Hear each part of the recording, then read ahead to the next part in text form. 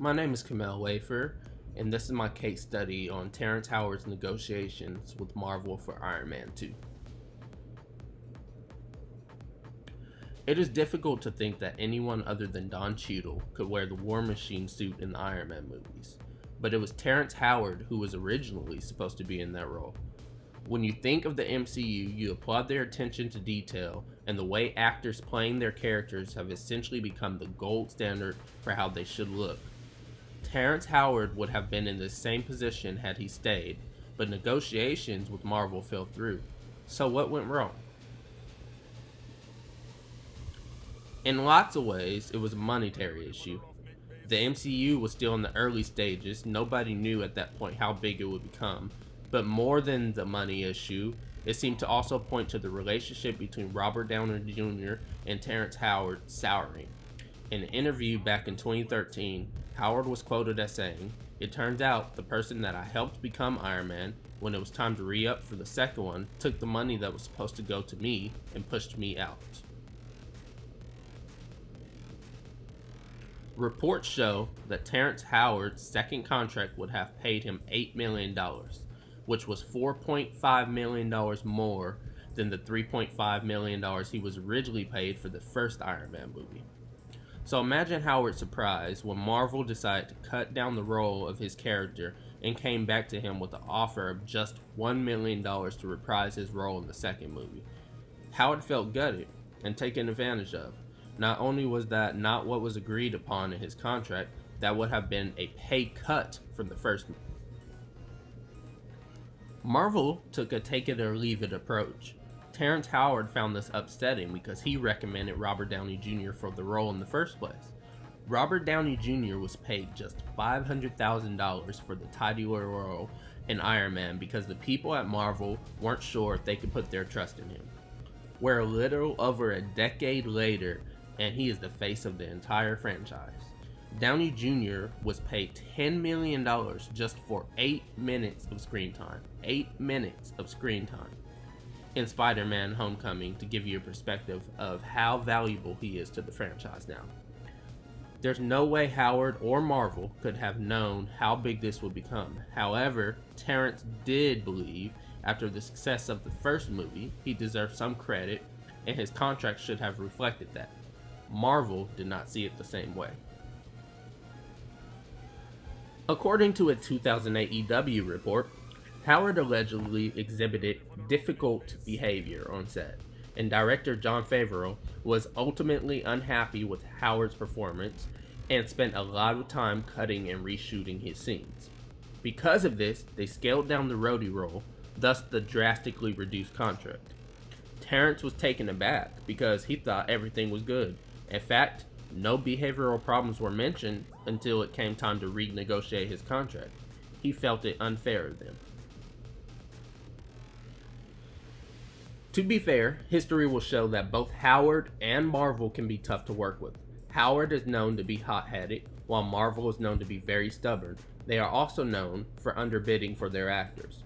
One article compared Howard and Marvel's working relationship to the relationship between Tony Stark and Steve Rogers on screen. It might work for a little while, but eventually they're going to start throwing punches at one another.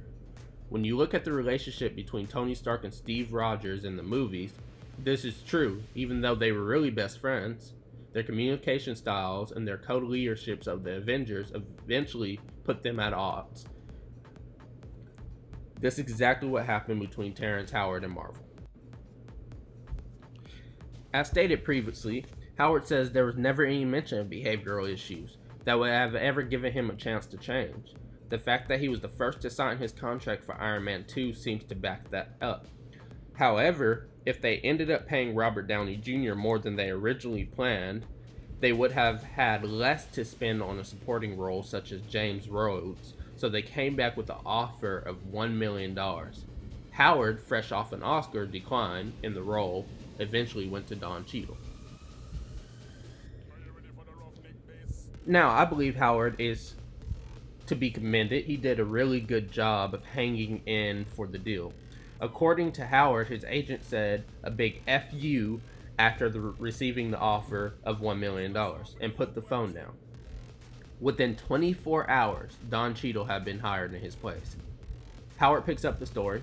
I called Robbie and was like, look man, leave a message with his assistant, and called him 17 times that day and 21 the next. And finally left a message saying, look man, I need the help that I gave you. Never heard from him. It's sad to think that Terrence Howard went out on a limb to get Robert Downey Jr. the job that eventually seen him being paid $50 million for the Avengers Infinity War and Avengers Endgame. If it is to be believed that Howard was hard to work with, Marvel should be commended for trying to reach a deal with Howard anyways. It was certainly poor of Howard's agents to become so quickly combative when they received the drastically reduced offer. However, if Marvel found themselves in a financial pinch after renegotiation with Robert Downey Jr.'s contract, and then essentially tried to give Howard the scraps, that would be wrong of them as well. Terrence Howard's interest seemed to be he wanted Marvel to keep their word to him and abide by their original contract. He took the inspirer approach. He was an Oscar-nominated actor, and Marvel approached him for the role, not the other way around. He felt as if he brought them their Iron Man when they had no faith in Robert Downey Jr., and he deserved to be credited with the success of the first movie. His financial offer should have reflected that in his eyes. Marvel had the underlying interest of they created a monster movie with Robert Downey Jr. as a face.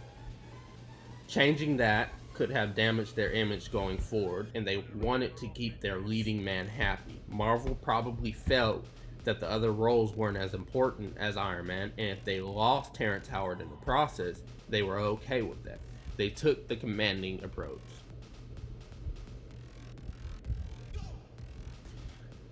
From looking at this class and the negotiations and everything that happened, everything that went wrong with this deal seems to boil down to the $1 million offer that Marvel gave to Terrence Howard.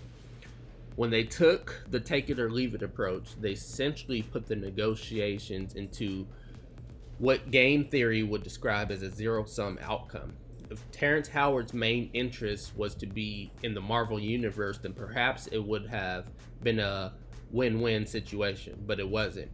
He was either going to have to lose $7 million to keep the role, or he would have to leave the role and then go to another actor. Class taught us that he was in a situation where Marvel was the defector and there was no true win in it for Howard. However, he found it in his best interest to go tit for tat, and he also defected. Therefore, the deal was never reached.